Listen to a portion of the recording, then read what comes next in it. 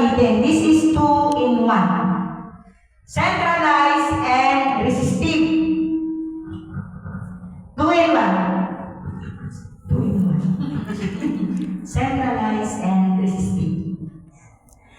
Ito po yung ating pong isa sa tinatawag po natin na safety features. Yung electric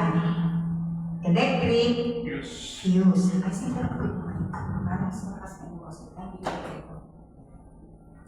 Meron po tayong electric fuse. Pag nagkaroon po ng short circuit sa line system, ito po ang una pong bibigay. Hindi po siya pwedeng pagmula ng sunog. Kasi po, once na ito po ay naputol, ano po, inactive na po ito, hindi na po siya gagana. Ang makikita po ninyong katunayan na siya hindi gumagana, ito po yung indicator niya. Dapat umiilaw po ito. Once na ito hindi na umilaw, ibig sabihin hindi po siya gumagana. Tama? Now, meron din po siya tinatawag po na thermal fuse. Sino yung familiar sa thermal fuse? Thermal fuse, katulad nito, may thermal fuse to. Pagdating ng tamang init niya, nag-automatic shut off. Nag-automatic siya kahit iwanan mo nakasaksak, hindi ka mag-aalala kasi nagpupusa siyang mamatay. Yun po yung meron dito. Kaya dahil ito yung electrolysis, baka mag-init yan, baka yan yung pagmula ng sunog. Sumabog. Ano po, hindi po. Kasi mag-automatic shut off po siya pag narating niya po yung tamang init niya. Katulad po ng electric kettle.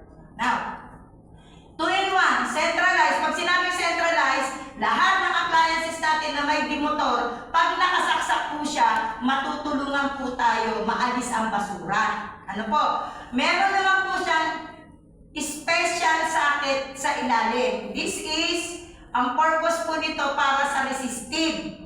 Because yung power factor technology po natin na naandito, yung lahat ng resistive ay hindi po kaya pababain ng malaki, unlike po ng inductive, napapababa niya po ng malaki through centralized. Kaya ang ginagawa po natin sa pamagitan ng ginawa pong special socket, ito yung pinaka-inverter ng mga appliances na wala pong motor.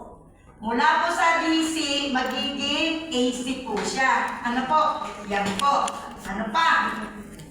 Ito po, hindi pwedeng gamitan ng extension. Bawal.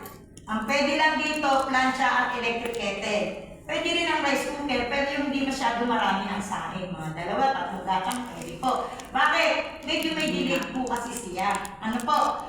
Ngayon po, ako ginagamit ko po dito, electric kettle, plancha, dito po, direkta.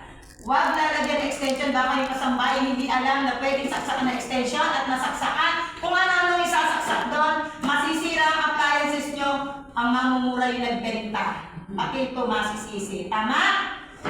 Tayo po ay nasa tamang paggamit. Para magamit ng tama, dapat alam po kung paano. Kaya huwag po kayo tutulog ha. Inyo pong titignan kung paano gamitin. Ang ilaw muna ang ating bubuksan. 219 ang ating voltahe.